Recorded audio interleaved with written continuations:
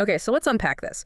When we talk about shared universes in television today, I think most people, they immediately think of capes, superpowers, and these multi-billion-dollar comic book franchises.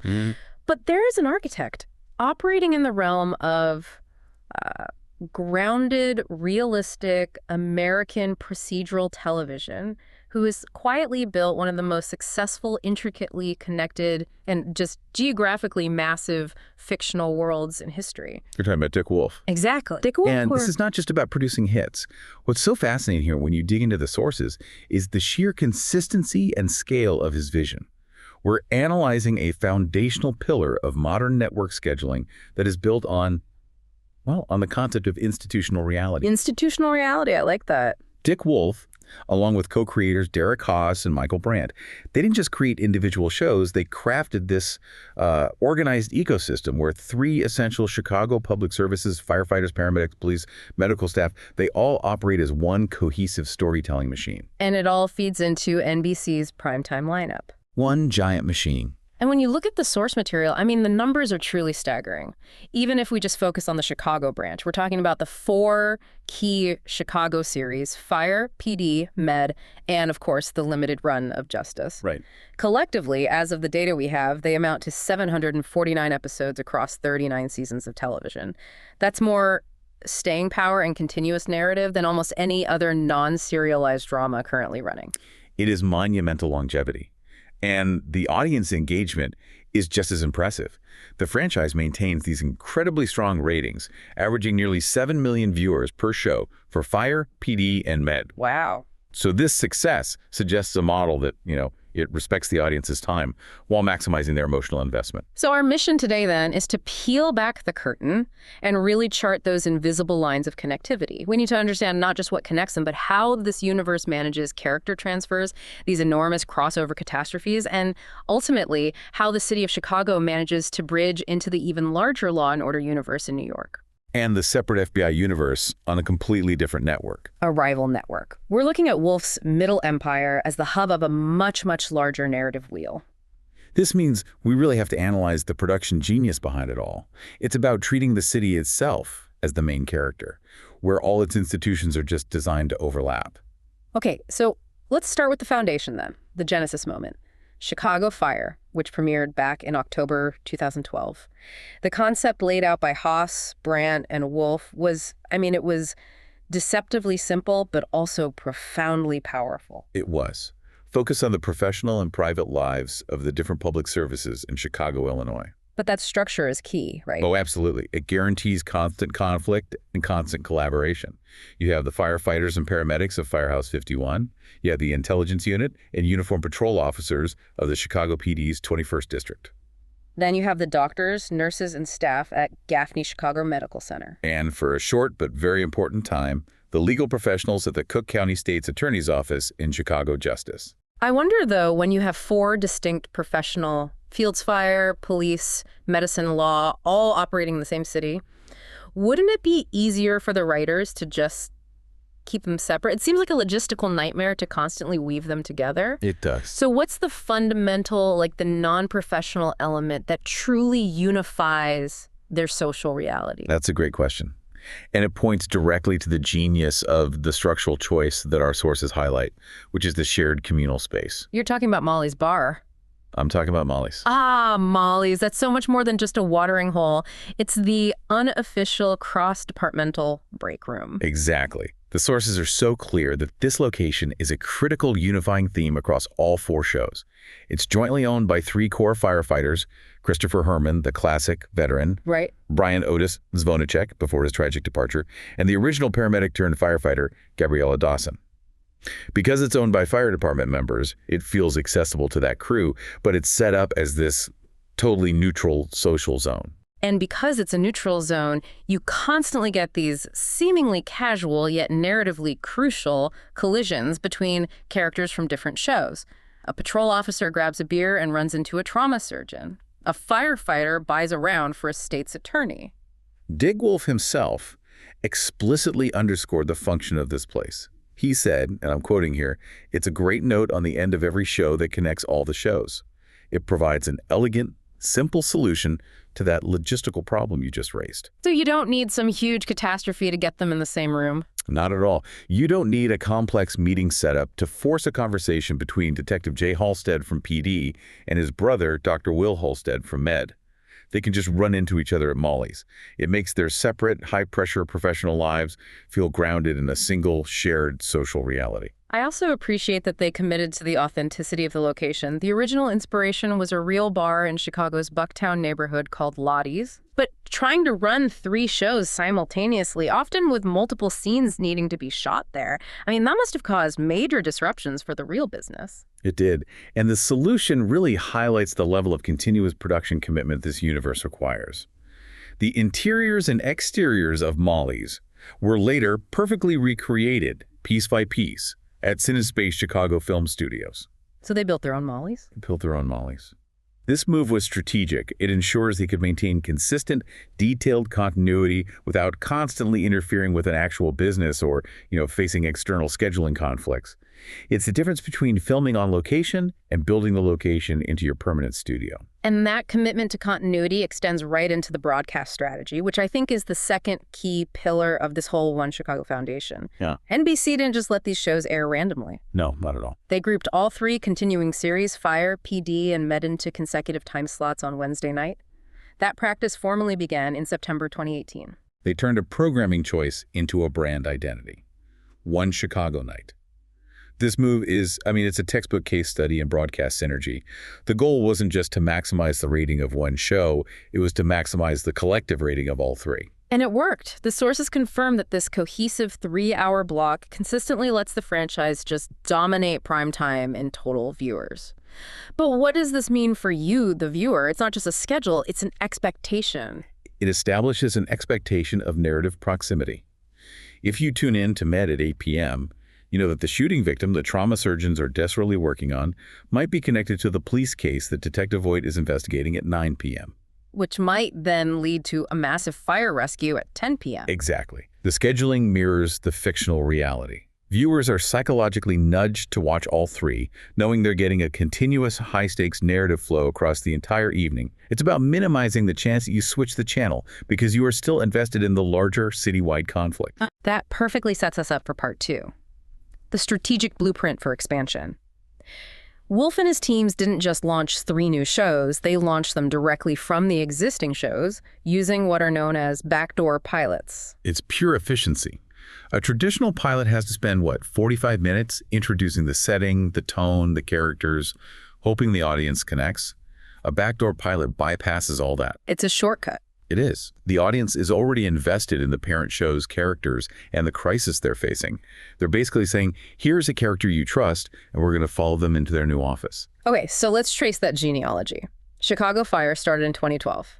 How did they establish the next vital component, the law enforcement branch, Chicago PD? PD was spun off directly from Fire. The key moment was the episode Let Her Go, which was the season 1 finale of Fire in May 2013.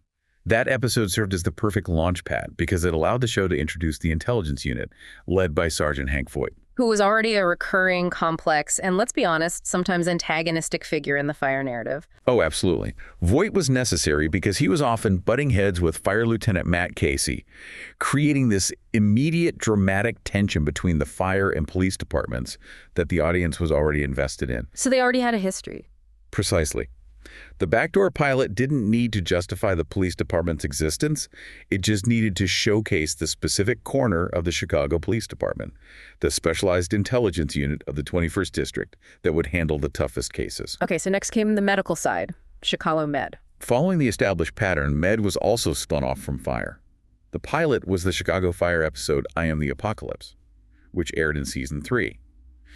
The narrative setup was, frankly, impeccable. Oh, so? The Firehouse 51 team responded to a massive chemical leak, and the subsequent rush to save victims naturally led them to the doors of the Gaffney Chicago Medical Center, immediately establishing the environment and the main doctors and nurses. That's a genius move, because the audience is focused on the victims they care about from fire, and suddenly they're immersed in this new set of high-pressure professionals, the trauma surgeons and the ED staff, who are tasked with saving them. ED, of course, standing for the emergency department. And that level of dramatic necessity ensures the audience transitions seamlessly. Finally, we have the brief legal arm, Chicago Justice. Right. Justice was the outlier. It was canceled after just 13 episodes in 2017. Why do you think it didn't stick, given the strength of the other three? I think it was just a different kind of drama. It maintained the backdoor pilot strategy, spun off from Chicago PD with the episode Justice, but it focused on the prosecutors and investigators at the Cook County State's Attorney's Office. More talking, less action. Essentially, the legal procedural nature inherently slows down the pace compared to the kinetic, immediate action of the police, fire, and medical teams. It just lacked that same consistent high-intensity crisis that anchors the other three. That makes sense. That said, its brief run was absolutely vital for the overall universe map, which we will definitely get to. But regardless of spin-off success, the most convincing proof that these shows are one single organism is the extreme fluidity of the characters themselves. Oh, the movement of main cast members is what truly confirms this is a single reality. We see this most dramatically in the trajectory of Antonio Dawson, who really is the ultimate utility player in One Chicago. Okay, lay out the Antonio Dawson odyssey for us. It's wild. It is. So he starts as a recurring character on Chicago Fire, primarily because his sister, Gabriella Dawson, is a main character there. So the audience gets to know him as a trusted detective. Right, Gabby's brother. Exactly. He then transitions to become a main cast member on PD, the show he helped launch. When Justice was created, the narrative demanded he transfer there, becoming a main cast investigator for the state's attorney's office. Wait, so the police detective becomes a legal investigator. That's a pretty big professional jump. It is, but it reinforces the institutional link. He's still investigating crime, but now he's doing it for the legal team. And when Justice was canceled, instead of just writing him off, he was simply brought back seamlessly to the main cast of PD for its 5th season. So his career spanned all 4 Chicago series. It did, affirming that job changes within this universe are as natural as moving departments in a real bureaucracy. And it also maximizes the character's existing relationships. His emotional ties, like the relationship with his sister Gabriella on Fire, stay relevant even when his job description changes. And this is where the personal connections start to really maximize the drama. Look at the direct family ties that cross institutions. This is a brilliant narrative device. We have Dr. Will Halstead, the emergency department physician on Chicago Med, who is the older brother of Detective Jay Halstead on Chicago PD. The Halstead brothers, they live together, they fight, and they are constantly facing the same city crises, but from entirely different perspectives. And that sibling rivalry and deep loyalty are constantly put to the test. If a major drug bust goes sideways and multiple people are shot, Jay is tracking the perp, while Will is trying to save the life of the victim or, maybe even the perp. The dramatic irony is just built in. And it's not just siblings. We have cross-departmental marriages that literally bind the police and fire departments together. Sergeant Trudy Platt from PD. Who is this strong, no-nonsense desk sergeant? She marries senior firefighter Randall Mooch McCollin from Fire, who's this quirky but super reliable member of Truck 81. Mooch and Platt, their relationship is pivotal. It's pivotal precisely because it takes 2 institutional veterans and forces their separate worlds to constantly intersect, both socially and professionally. When Mooch gets injured on a call, Platt's concern is immediate and tangible, and vice versa. We also see those personal-professional overlaps in the origin stories. Kelly Severide, the lieutenant from Fire, is a childhood friend of April Sexton, the dedicated nurse practitioner from Med. And that foundational history ensures that the people saving lives in the hospital have real emotional stakes with the people running into burning buildings. And of course, the central romance of the first few seasons was between Lieutenant Matt Casey on Fire and paramedic Gabriella Dawson, also on Fire, their relationship, their marriage, their eventual separation. It illustrated how even internal departmental relationships can define the show's emotional core. It reminds us that every decision they make in their high-stakes jobs affects their partner or family member in the next room or the next building. The summary here is that the high stakes are not manufactured, they are organic. By intertwining their professional and personal lives across these 3 institutional pillars, every citywide disaster, a chemical leak, a terrorist threat, a serial killer is immediately personal for every single main character across all 3 continuing shows. That seamless integration brings us to part 3, the crossover matrix. These are the formal, multi-hour, mega episodes that provide, incontrovertible proof that these characters operate in the exact same reality, moment to moment, even as they jump between series. This is Dick Wolf's superpower. Yeah. He weaponized the crossover. He really did. Absolutely. And we are not talking about simple walk-on cameos. These are multi-part narrative requirements. If you missed one part of the crossover, you missed a critical chapter of the story, which forces audience continuity across that whole Wednesday night lineup. Okay, let's chart some of the key multi-show crossover examples from the sources, because they demonstrate the continuous evolution of this strategy. It started small, and it became massive. The initial test came pretty early, in April 2014, with a two-part event involving Fire and PD. It kicked off with A Dark Day from Fire. The central conflict was a massive explosion that occurred right at Chicago Med. So right in their backyard. Right in their backyard. And it forces Firehouse 51 to lead the rescue efforts and intelligence to work the investigation to hunt down the culprits. So that tested the waters. But the true masterpiece of integration, I think, arrived in January 2016. The chemo overdose crossover, which brought Med fully into the fold for a three-way event. Yes. Fire's the beating heart, Med's malignant, and PD's Now I'm God. This crossover illustrated the perfect narrative handoff. It begins when Christopher Herman, a beloved Fire character, is stabbed and rushed to the emergency department, which instantly connects Fire and Med. Then, once Herman is stabilized, the doctors at Med discover a pattern of suspicious medical activity, a doctor giving patients unnecessary chemotherapy, which is a crime. That requires a police investigation. So it hands the baton from Med to PD. Right. And here's where the narrative stakes are raised to the maximum level. Right. The investigation into the corrupt doctor becomes intensely personal for Sergeant Voight because the doctor is suspected of having previously killed Voight's wife. Wow. The crisis is only resolved through the collaboration of all three departments, proving the thesis that no single entity can solve the worst problems in the city alone. And we saw that devastating three-way structure again in March 2017 with the warehouse fire crossover, which was also the debut vehicle for Chicago Justice, Death Trap, Emotional Proximity, and Fake. This tragedy was perhaps the most emotionally brutal. A catastrophic warehouse fire kills 39 people, including Detective Alinsky's daughter. This forces intelligence on PD to track the arsonist with a level of rage and personal grief that really complicates the investigation. And the immediate legal consequences were handled by the third part of that crossover. The case was instantly prosecuted by Assistant State's Attorney Peter Stone in Justice, so the audience witnessed the entire legal journey, from the fire through the police investigation and into the courtroom. A full 360-degree view of how a crisis impacts the entire urban public service system. And this tradition remains current. Look at the recent bioterrorism crossover infection in October 2019. A rare, deadly bacteria sweeps across the city. And it required Fire to manage hazmat, Med to treat the infected, and PD to manage the quarantine and source the outbreak.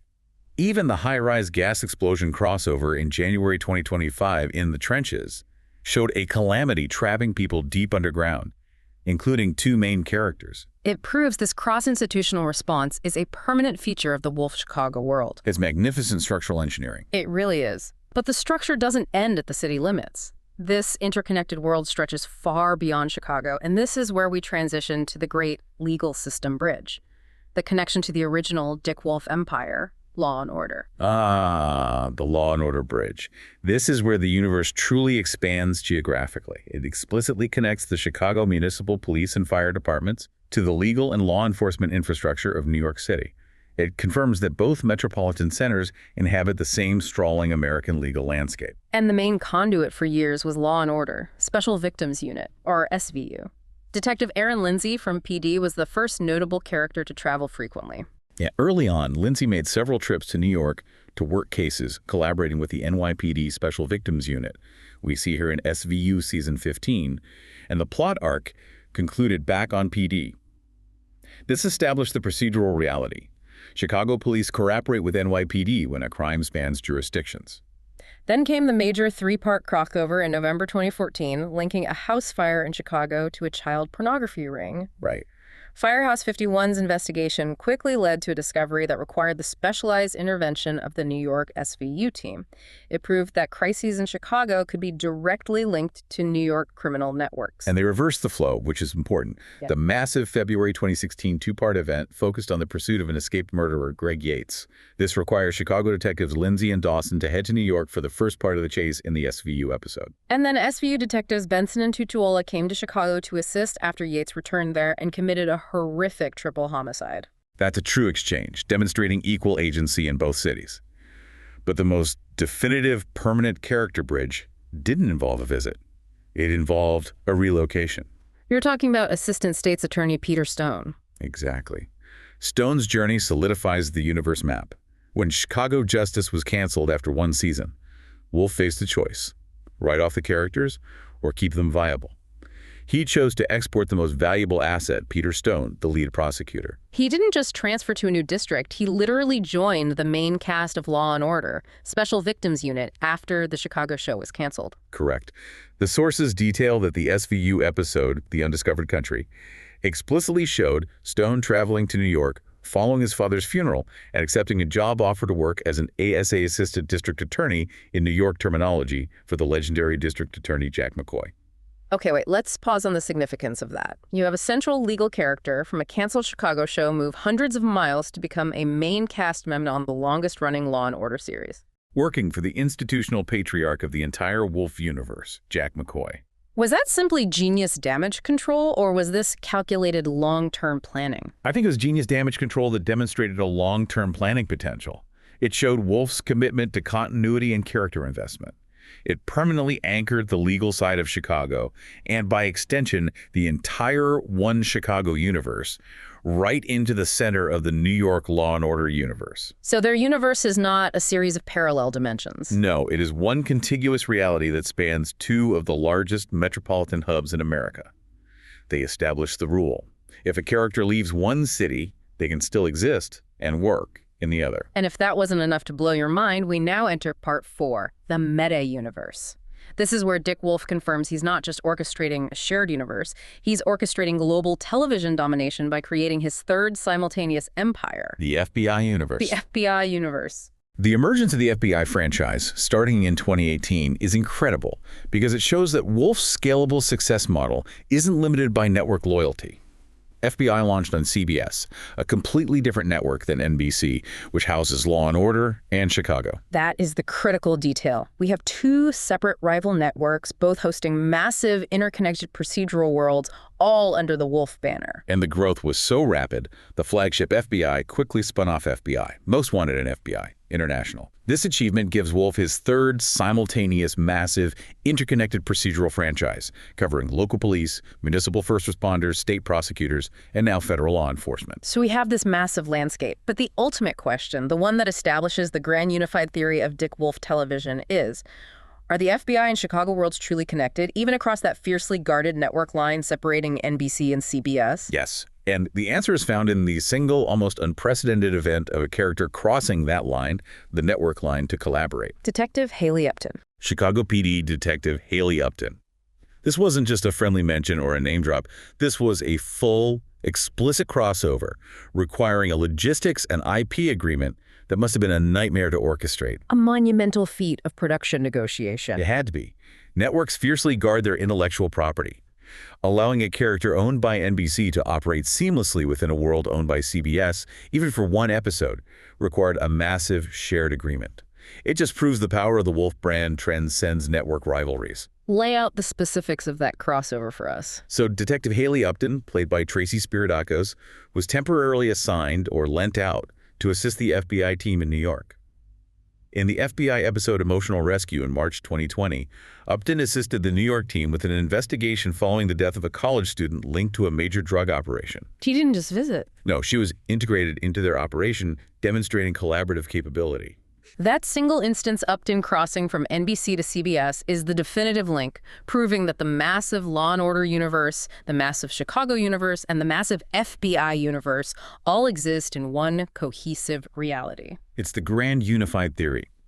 This means we have a single massive universe encompassing NBC's Chicago, Fire, PD, Med, NBC's New York, Law and Order, SVU, Organized Crime, and CBS's New York, FBI Most Wanted, plus the rest of the world, FBI International. And if you look at the strategic planning since 2021, Wolf successfully commanded 3 separate nights of network primetime programming dedicated entirely to these interwoven worlds. Yeah. You have FBI Tuesdays on CBS. Chicago Wednesdays on NBC. And Law and Order Thursdays also on NBC. We're talking about 12 hours of programming a week, devoted entirely to his interconnected procedurals across 2 rival networks. It speaks to the sheer volume of content and the production engine he runs. With 6 Law and Order dramas historically, 4 Chicago dramas, and 3 FBI dramas, he covers municipal law, state law, emergency response, federal law enforcement, and international threats. The whole 9 yards.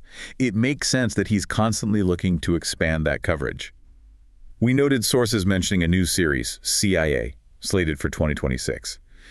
This just further emphasizes the ambition to cover virtually every major branch of American security and public safety. He's filling in the institutional map. He is. If FBI handles domestic federal crimes, the CIA would naturally handle the external intelligence and covert operations that could potentially threaten the stability of the cities where his other heroes operate. It provides the next logical point of narrative collision. So is it possible that the cross-network agreement established for Haley Upton was just the test run for something even bigger? It very well could be. Perhaps integrating a future CIA operation that might involve federal agents on both CBS and NBC working a case that lands in the lap of Detective Voight in Chicago? It raises a huge question about intellectual property rights and collaborative storytelling. The Upton move proved it was logistically possible. If Wolf can convince rival networks to share characters, he effectively controls the map of primetime drama, forcing his competition to play by his rules of interconnected storytelling. Okay, let's pivot back to the engine room, specifically within the One Chicago hub, and talk about what keeps this immense machine running so smoothly behind the scenes. Despite the complexity, the production has a remarkably consistent identity. It does, maintained by Wolf Entertainment and the original creators. And a key element of the franchise's appeal, especially for an audience interested in deep dives, is its dedication to realism. This commitment helps ground the enormous dramatic storylines in palpable authenticity. I love the detail in our sources about the use of actual Chicago locations. Absolutely. The exterior shots of Firehouse 51 are filmed at a real, working Chicago Fire Department, House Engine 18, which is just dressed as Engine 51 for filming. This provides a genuine tactile sense of place that you simply cannot achieve on a soundstage. And they don't just use the location, they pull real expertise directly from the ranks. Firefighter Tony Ferraris, a recurring cast member, is an active CFD firefighter in real life. Ferrari's presence is an essential structural element. He provides his years of experience directly to the show's production, ensuring that the procedures for Engine 51 and Squad 3 maintain a strong sense of technical authenticity. So that realism is the stable foundation that allows the writers to pile on the personal and high-stakes drama without losing credibility. Precisely. But realism can only carry a show so far. In a franchise that runs for over a decade with so many main characters, departures are inevitable. What's crucial here is how One Chicago handles those departures, making sure they reinforce the interconnectedness rather than shattering it. You're right. The longevity means there's a high volume of main cast changes. We saw significant exits like Jesse Spencer's Matthew Casey and Monica Raymond's Gabriella Dawson, and most recently, the departure of Eamon Walker, the beloved Chief Bowden, from the main cast after 12 seasons. When a major character leaves, it could easily cause a narrative vacuum. How does the writing staff ensure continuity despite this constant rotation? They ensure the departure is always tied to an existing character or personal commitment, reinforcing that web. Take Matthew Casey. He left in season 10 to move to Oregon to care for a friend's sons, maintaining a long-distance relationship with Sylvie Brett, the paramedic on fire. So even though he was physically gone, his narrative thread, his emotional tie to Brett, remained crucial. It did, and that persistence paid off dramatically. The long-distance relationship eventually proved too difficult, but he returned to Chicago to propose to Brett, and they married in season 12. His return and marriage reaffirmed that even when characters leave the city, their core ties to the Firehouse 51 family and the wider Chicago community remain intact. And they often pull them back for major life events. Exactly. We see a similar strategy on Med. Dr. Will Halstead, one of the original characters and half of the Halstead brother duo, resigned at the end of season 8. His exit wasn't famed as a burnout, but as a commitment to personal relationships. He moved to Seattle specifically to reunite with Dr. Natalie Manning, his ex-fiancée, who had previously left the series. Again, the character's next step is directly defined by his connection to another character who was previously part of the shared universe. So even when they leave, they're still within the boundaries of the extended narrative family. And the most recent major departure, Chief Bowden, reinforces institutional continuity. He didn't just retire to Florida. No, he did not. Exactly. Eamon Walker's Chief Bowden was appointed as the new deputy commissioner of the CFD. So, while he's no longer physically running Firehouse 51, he's now technically the boss of the entire district from a distance. He maintains institutional power. Which ensures that the relationships he forged with the Chicago PD and the medical center still matter at a high bureaucratic level. You got it. It's all about maximizing the emotional potential of every single storyline. Which raises an important question for you, the viewer. Why does this intricate web of interconnectedness matter? Beyond the fascinating production logistics, what's the ultimate payoff? The payoff for the viewer is simple. High stakes, maximum emotional impact, and dramatic consistency.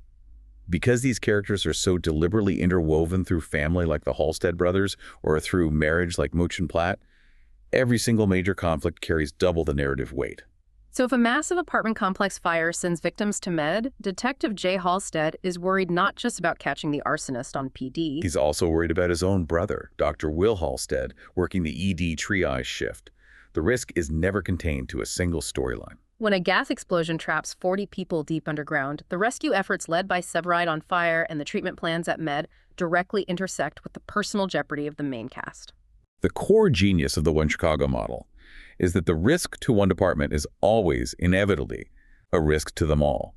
It creates television where the characters you invest in are constantly colliding in life or death situations. So, to synthesize this incredible deep dive, we mapped the core of One Chicago, a massive, successful media franchise launched in 2012 with Chicago Fire and expanded strategically through backdoor pilots to include PD and Med. We detailed how the environment is fundamentally unified through simple but effective design choices, like the communal meeting place of Molly's Bar, owned by firefighters, and how personal connections, like the Halstead brothers or the Mooch-Platt marriage, ensure that the professional drama is always steeped in compelling personal consequences. We tracked the explicit network-spanning bridges that define Wolf's global reality. We saw the Chicago Intelligence Unit connects directly to the New York legal world through Law & Order. SVU, culminating in Assistant State's Attorney Peter Stone permanently moving his career 700 miles east to work for Jack McCoy. And most remarkably, we demonstrated the ultimate expression of the grand unified theory. Dick Wolf established 3 separate, massive, simultaneous media empires, Law & Order, Chicago, and FBI, all linked by a single police detective, Haley Upton, who crossed the network lines, proving all his fictional institutions operate in one single high-stakes American reality. It's a masterful level of franchise building achieved through grounded procedural realism. The structural consistency ensures longevity, and the interdepartmental character relationships ensure maximum dramatic impact for you, the viewer. And that strategic planning is continuous. Considering the immense effort placed in dedicating 3 separate primetime evenings across 2 networks to these shared universes, Wolf is clearly planning for the future. So a final thought. How might his newest announced franchise, CIA, slated for 2026 on CBS, begin to weave itself into the existing narrative tapestry? Will the need for unprecedented operational secrecy among covert intelligence agents force them to conceal their work from the already deeply intertwined police, fire, and medical teams who think they see everything? That's a massive, fascinating layer of complexity to ponder as this universe continues its expansion.